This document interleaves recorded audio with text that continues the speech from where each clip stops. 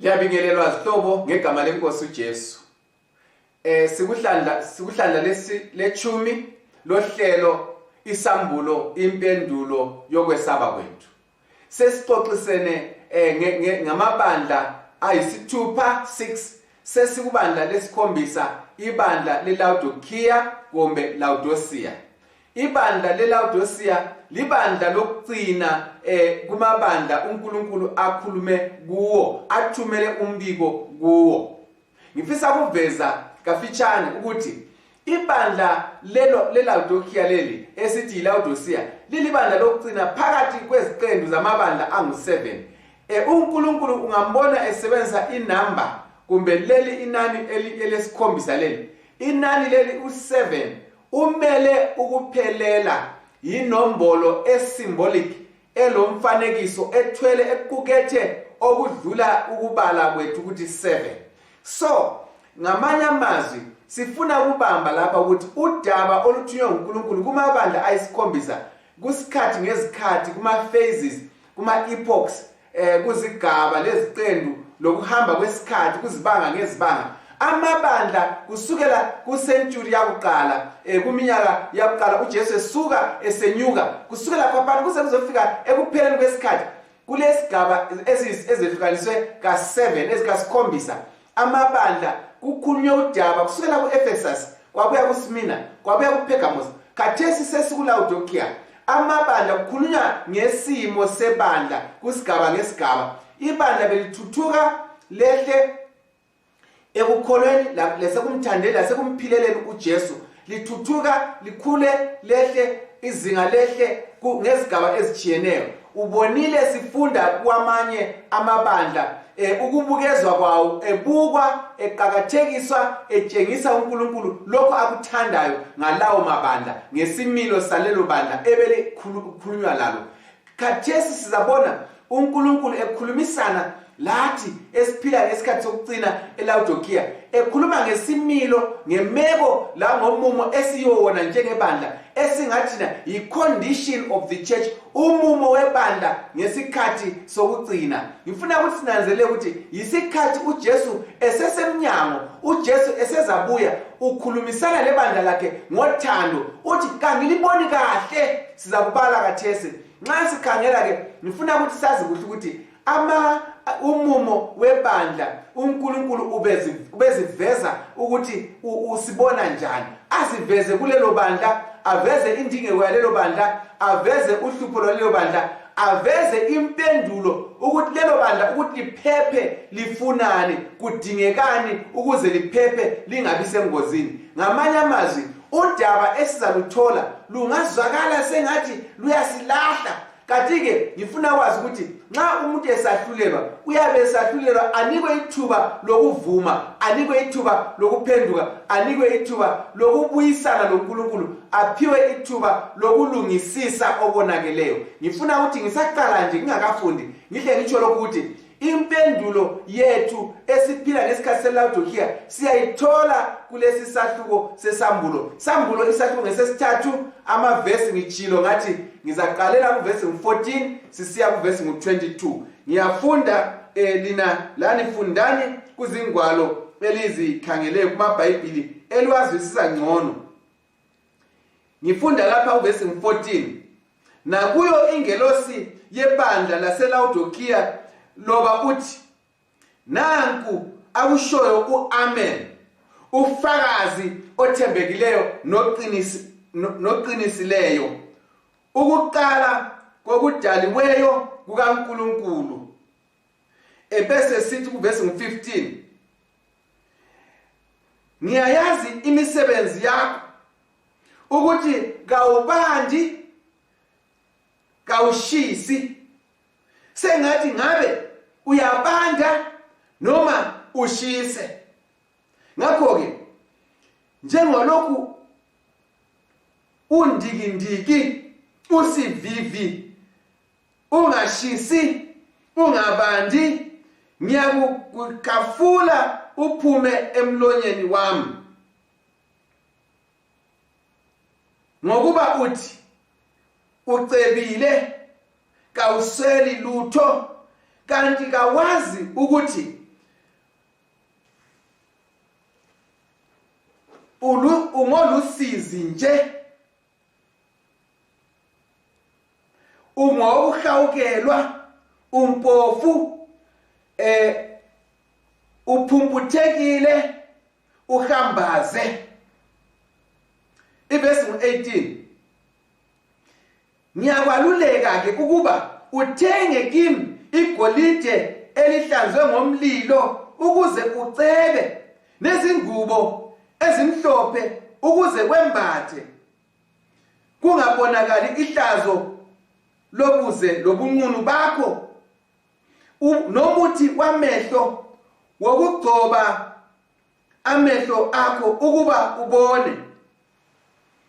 Bonke engibathandayo ngiyabasola, ngibalaye. Ngakho-ke sheshisa ke uphenduke, bheka ngimi ngasemnyango ngiyaqoqotha. Uma umuntu ezwa ilizwi avule umnyango, ngiyakungena kuye, ngihlale naye, ngidle naye, naye adle nami. Onqobayo ngiyakumnika ukuba ahlale nami esihlalweni sami sobukhosi, njengalokhu nami nganqoba ngahlala noBaba esihlalweni sakhe sobukhosi. Onendlebe makezwe lokho umoya akushoyo emabandleni. uNkulunkulu kabusise ukufundwa kwelizwi lakhe.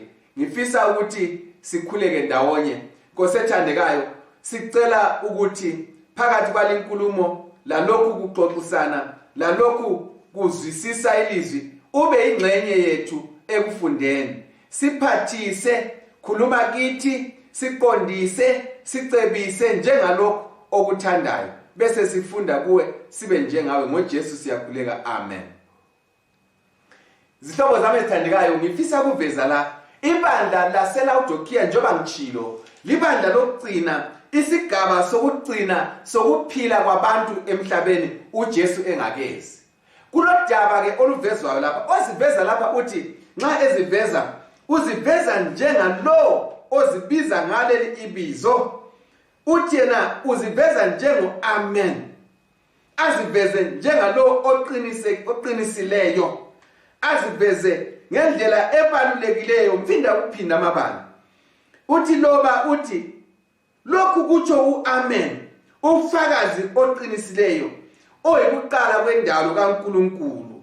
Ngamanye amazwi, onguye umsunguli, onguye umdali, onguye owadala izinto zonke. Sesiyifundile indaba kaJesu ukuthi uJesu kanjengezingilosi, uJesu nguye umdali, yikho kuthiwa nguamen. Uamen okuthenjwa kuye akula omunye ngale kuka-amen. Lapha ibala ethi amen lisetshenziswe njengebizo, linjengebizo.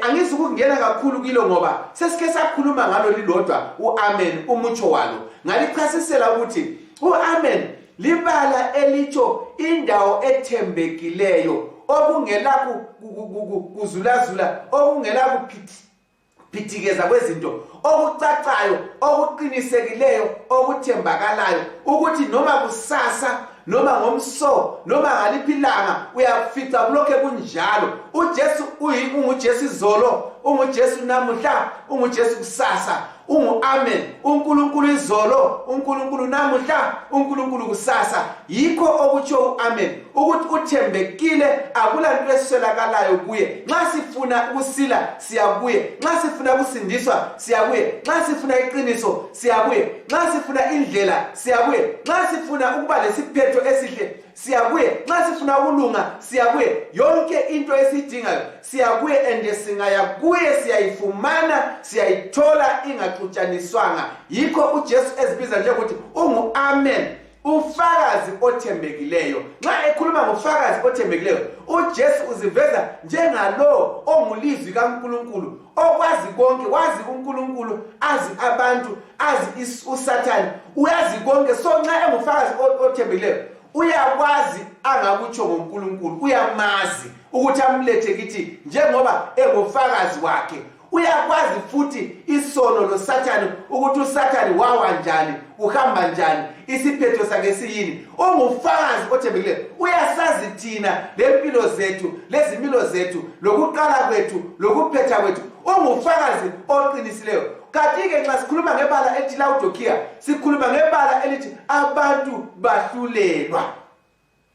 Likhuluma ngokwahlulelwa, a people are just, abantu abahlulelwayo. Ibala elithi Laodikia likhuluma ngokwahlulela abantu nxa besahlulelwa. Yisikhathi sokugcina. Ngifuna ukuthi ngiveze lapha ngamafitshane ukuthi ibandla leLaodikia liphila esikhathini sokuphela, esikhathini kongena khona ukwahlulela. Ngeke ngathi ngiqeda indaba yebandla esidlulekilo ngatsho ukuthi ibandla leliphile ngesikhathi se-reformation isiya ekupheleni, kusiyafika izikhathi esizazi sisithi na ngabo 1844 uJesu ephuma endaweni engcwele engena endaweni engcwele ukuthi kuqaliswe indaba yokwahlulela okuthiwa yi-investigative judgment. Ukwahlulela uJesu engakabuyi, ngoba ngifuna ukuthi nxa ngikhuluma kafitshane liyakwazi ukuthi uJesu uthi nxa ebuya ngalolo langa lokuza kwakhe ufanisa ngendlela enje ukuthi kuza kuthi ekufikeni kwendodana yomuntu kwehlukaniswe imbuzi lezimvu. Izimvu kuthiwe zibe ngasokunene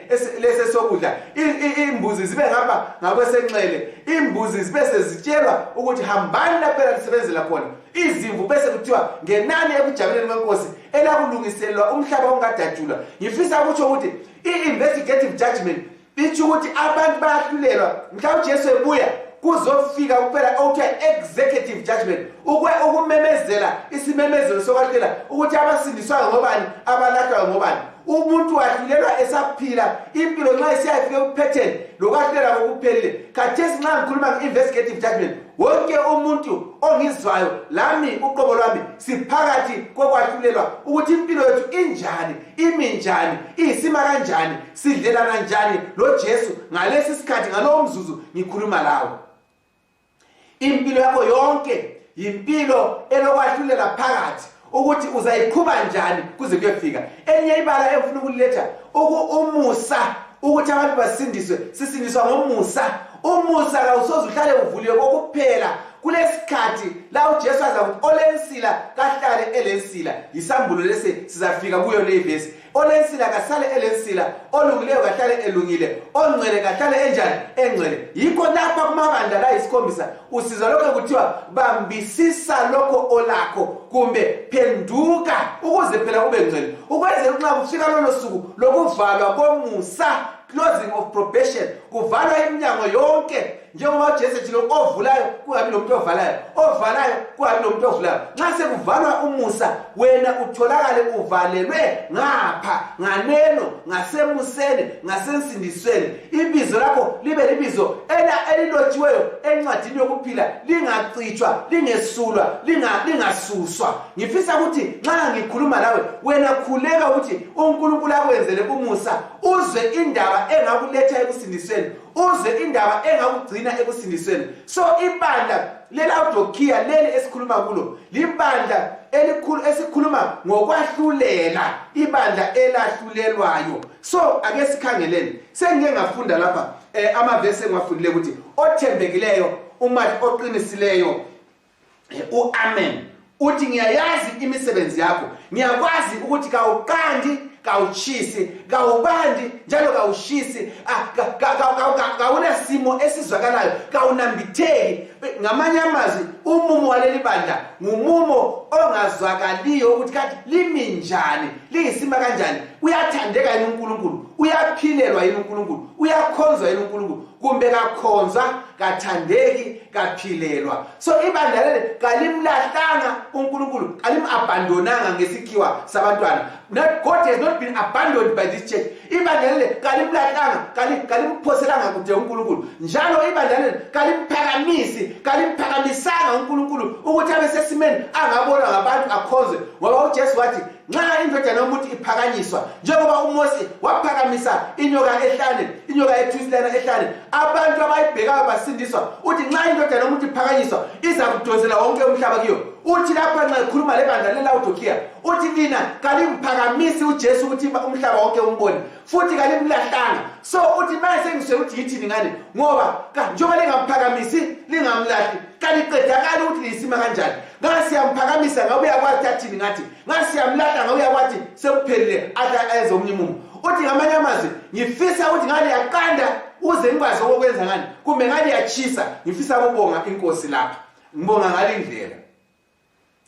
Uthi ngizalikhafula uthi ngizalikhupha emlonyeni bengilithanda ukuthi lisasemlonyeni yiyo into engibonga sisasekhona siseselengxenye we are still being considered sisakhangelwa ukuthi singasindiseka singahlengeka usakhangela uthi kangalikhafuli kangalikhuphi kangalilahli kodwa engqondweni sengilomnakano ukuthi nxa lingasaphendukanga icondition umumo obekwayo ukuthi nxa singasagcwalisanga lokho singalahlwa. Ngifuna ukwenzela umusa inhlanhla mzalwane ukuzwisa inhlanhla ukuthi kawulahlwanga kangilahlwanga uNkulunkulu usakhuza kuphela ukuthi kalenzi lokho engikukhangeleleyo ngiza kubeka ngamabala acacayo masinyane kalenzi lokho engikukhangeleleyo kalingiphakamisi alikanilahli. So asenzeni into eyi1 nxa lingilahla ngilahla nini nxa lingiphakamisa ngiphakamisa nini ukuze umhlaba wonke usindiswe. Amabandla ngezigaba abanye bebemphakamisa babuke ngokumphakamisa uNkulunkulu kalilahlanga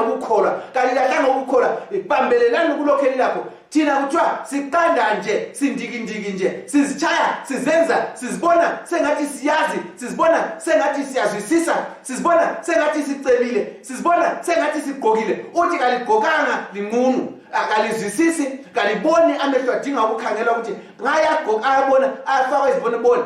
Ngifisa ukuthi ngikhangele isahluko lesi asibuyele futhi siyofunda ngoba uthi yena ngiyayazi imisebenzi yakho uthi awuqandi njalo kawushisi futhi kuthi ngabe uyaqanda kumbe ngabe uyashisa futhi ngenxa ukuthi undikindiki ngenxa ukuthi awuqandi futhi kawushisi sengiza kukhafula emlonyeni wami ngoba uthi wena unothile ucebile uthi ulezimpahla eziningi uthi futhi awudingi lutho uthi futhi kanti kawukwazi ukuthi kawazi lutho udatshukelwe umuntu ohawukelwa umvembe ungamamvemve nje umpofu ungumyanga kawuboni futhi unqunu utshoni uJesu nxa echasisa lamabala ukuthi iLaodikia ithi iya inothile. Ngifuna ukukhuluma lani bazalwane uDaniel uyakhuluma uthi esikhathini sokuphela kuza kwanda ulwazi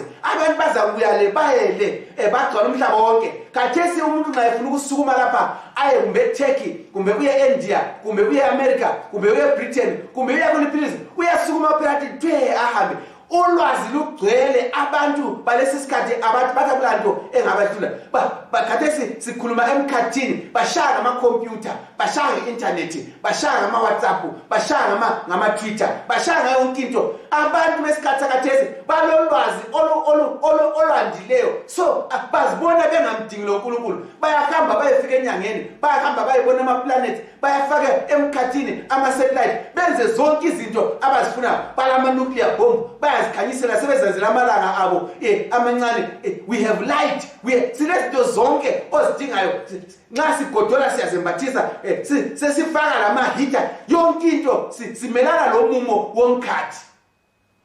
Ngifisa ukulivezela so elwandle ziyahamba ezingama-submarine zingena ngaphansi ezihamba phezulu emgwaqweni zihamba ngokutshiyana kwazo akuselanto esingayibambiyo singathi siyazwisisa ama-minerals wonke aphansi siyawacenga siwenze lokho esifuna ukwenza khona senze sigqoke esikugqokayo okunkayimayo sigqoke esikugqokayo okuyisiliki sigqoke esikugqokayo. Abantu besikhathi sakhathesi yebo bakhona abaswelayo kodwa umhlaba unothile ulamabhiliyoni lamatriliyoni umhlaba lo unothile ababusi bomhlaba vela abasabani bakhangele izinto zinhle kibo emehlweni abo akulanto abayidingayo. Kanti ke lamakholwa izingwalo zibhahile ungabala oluthandayo ama-commentary owathandayo ubala amabhayibhili ama-version wonke owathandayo wenze yonke into oyithandayo kukhanya ulwazi lwandile akula muntu ongathi kakwazi nxa usithi uyakhuluma ngebhayibhili wonke umuntu uthi ngiyazi lokho ngiyazi sisindiswa ngomusa ngiyazi uKristu ngiyamazi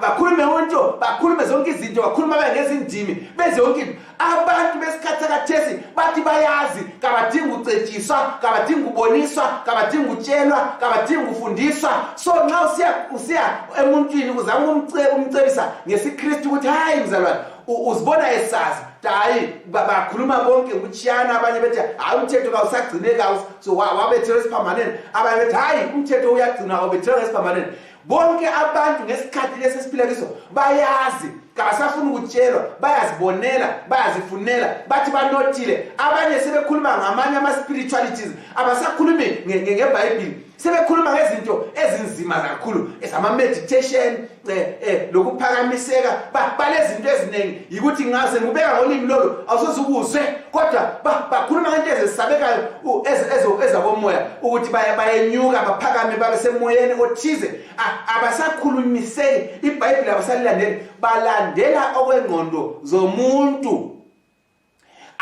abasatsho ukuthi thus saith the Lord isikhathi seLaodiceya uhlupho olukhulu nxa ngufinqa yikuthi abasatsho ukuthi usho kanje uJehova but ngibona kanje iBhayibhili lithi kodwa ngibona ngathi kunje uNkulunkulu akakhuluma ngesithembu bathi mina ngibona ngathi kunje uNkulunkulu akakhulume ngokuziphatha kahle bathi mina ngibona ngathi kunje uNkulunkulu akhulume ngesimo somhlaba ngesono bona bathi ngibona ngathi kunje akhulume ngokuthi oyindoda ongumama athi ngibona ngathi kunje yonke into ngesikhathi seLaodiceya bathi banothile kabadingi lutho bonke abantu labanye abangabaprofeti bathi bayaboniswa kodwa nxa usithi uyakhangelisisa kuhle ubona ukuthi hayi akuhambelani leBhayibhili kodwa bona bathi hayi kulungile kunjalo sishiyeni lingasahluleli kodwa ngifuna ukukhuluma ukuthi ibandla leLaodiceya kuthiwa abantu besahlulelwa a church a people are judged siphakathi kwesikhathi sokwahlulela futhi uma sahlulela kuza kuvalwa umusa okuthiwa yi-close of probation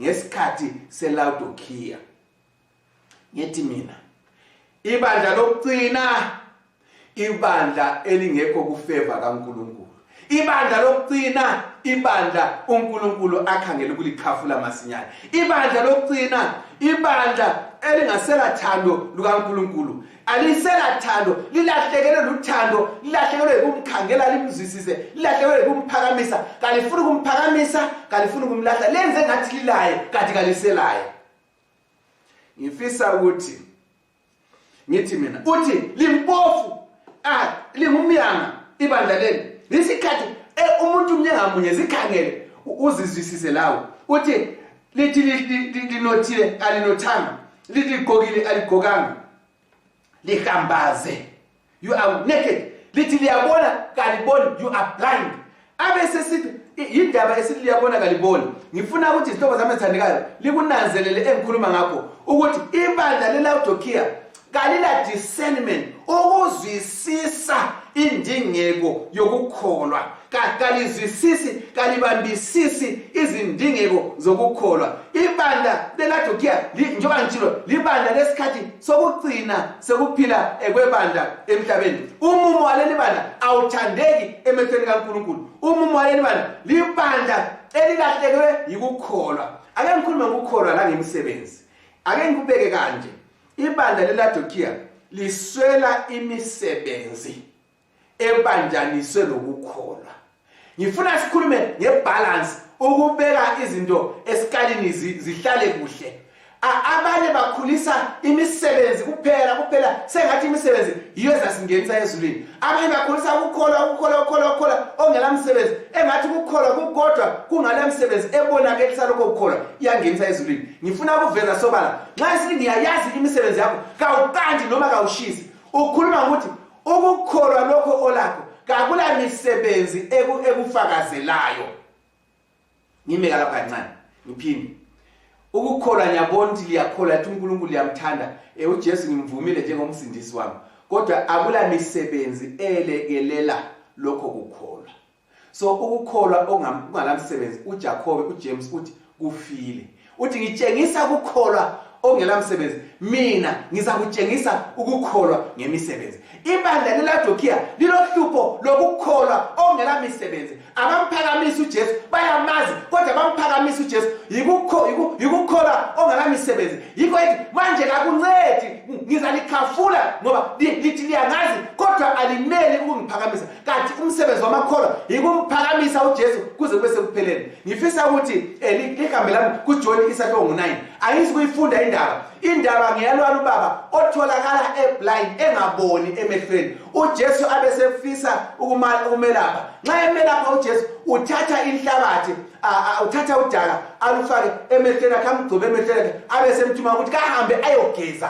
Abesahambe yogeza bese uqhubeka indaba yokugeza leyana liyayikhumbula. Angifuni ukuma lapho kakhulu, ngiyalapha ukuthi uJesu ebona ukuthi ubaba lo kaboni, uthatha udaka alufake emehlweni abese emtshela ukuthi kayegeza, abese siyogeza. Nxa umuntu efake udaka emehlweni nguJesu abese tshelwa ukuthi kayegeza, angayekela ukuhamba ayogeza, uzahlala eyisiphofu. Kakunandi ukuthi uke wabanjwa nguJesu ngesandla sakhe wafaka lolo daka. Kumele lo otshelwa ukuthi kayegeza ahambe ayogeza. Ngizalikhuthaza ukuthi lapha uJesu azasipha khona impendulo yalolu hlupho lwethu leLaodikia, silandele bazalwane. Ngibuye futhi ngiphinde ngithi mina uJesu nxa sekuJohn 9 laphana indoda lana isikambe yogeza, abantu babembuza bethi bona kanti umuntu onileyo lapha kuze umuntu angaboni ngubani. uJesu hayi akusiyo mzali wakhe, akusobani. Kwenza ke lokhu ukuthi uNkulunkulu udumo lwakhe luphakame, the glory of God kuphakanyiswa udumo likaNkulunkulu. Abese sithi uJesu khonapho kumele ngisebenze umsebenzi kaBaba isikhathi sisekhona, kusesemini kungakafika isikhathi lapho ongasoze kusebenzeke khona.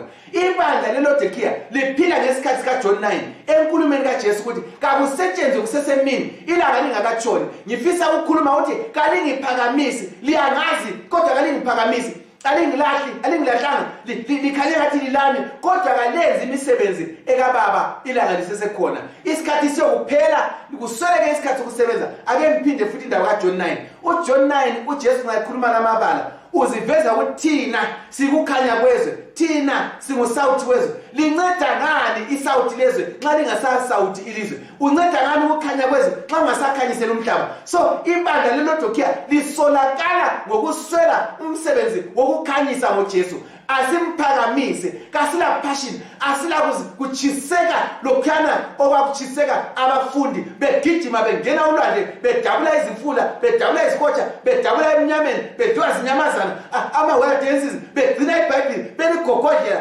ama-reformers, beshisa, begcwala indawo yonke, abantu befela uJesu. Uthi yena ngifisa ngale yachisa ukuze liphele umsebenzi uphele ngamandla. Ngifisa ukukhuluma lathi izihlobo kubandla leLaodikia, angisoze ngiyiqede indaba kodwa uthi kalichisi njalo kalinjani, kalikandi. Uthi ngifisa ngaliyachisa ngoba uba belichisa ngabe selisiqedisa umsebenzi, kodwa njengoba lingachisi, njengoba lingaqandi, kangikwathi ngenzeni ngani. Uthi abesekukhuthaza uJesu athi ngifisa ukulicela lapha, ngiyalazisa, ngiyalicebisa, ngiyalibonisa, ngiyalikhuza, I rebuke you and I chasten you. Ngoba engibathandayo ngiyabakhuza. Uverse 18 uthi yena ngiyalikhansela, ngiyalikhuza, ngiyalikhuthaza, ngiyalifundisa ukuthi thengani kimi igolide elizanywe emlilweni ukuba libe ngabanothileyo. Lokhu kunotha kwenethi lakho i-property, izinto nje ezibambekayo, lezindlu, lezimota, lamaplazi, lezimfundo. Uthi khonokho akayisilo igolide. Igolide engikhuluma ngalo yikukholwa okunemisebenzi. Buy from me gold that is tried with fire. Imisebenzi, igolide eliyikukholwa okubonakala ngemisebenzi. Abese sithi ukuba libe ngabanothileyo. Njalo ngiyalikhuthaza ukuthi lithenge kimi ingubo emhlophe eyikulunga, emele kulunga kwaJesu. Lingabi lokulunga ongokwenu, lingenzi njengalabana abakwaIsaya 7 abathi sizayifuna indoda ibenye omama labana, kodwa asifuni isiphe ukudla kwayo, asifuni isiphe izambatho zayo, sifuna kubizwa ngebizo layo, kodwa sizagqoka okwethu kulunga, sidle ukudla okwethu. Ivangeli, iBhayibheli sizazwisisela, sizazicreatela thina ama-doctrine, sizicreatela, sizazidalela thina izimfundiso. Asifuni imfundiso yakhe. Ngifuna ukukhuluma lani bandla, izihlobo zami ezithandekayo, ibandla leLaodikia liwonakele lilemfundiso yalo lezembatho zalo alembathanga ukulunga kwaKristu ukulunga kwaKristu okumela ukuvunywa kwezono lokuhlambuluka so ngamanye amazwi akuvunywe izono, confession of sin.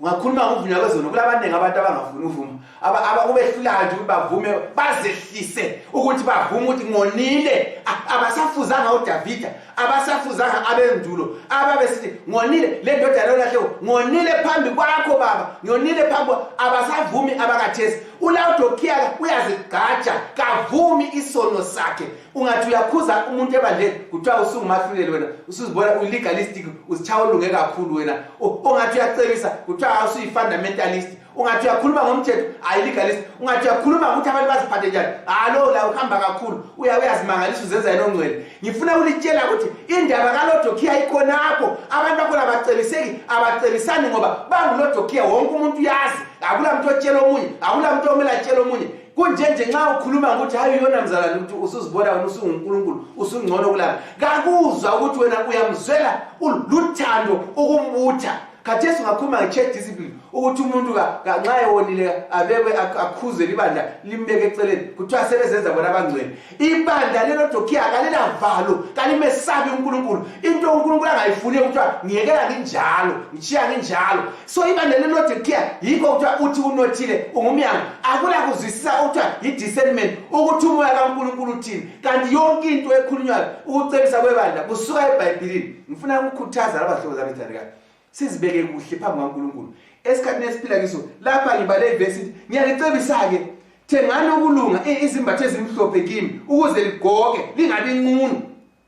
Ngamanye amazwi yikuvunywa kwesono ngoba isono siyanqunula isono sithela ihloni isono senza umuntu alahle. So nxa sesithenga ingubo ezimhlophe sithenga ukulunga sikhamba siyokwamukeliswa ukulunga kwaJesu okuphiwa mahala ngenxa ukuthi sikholwa kuye.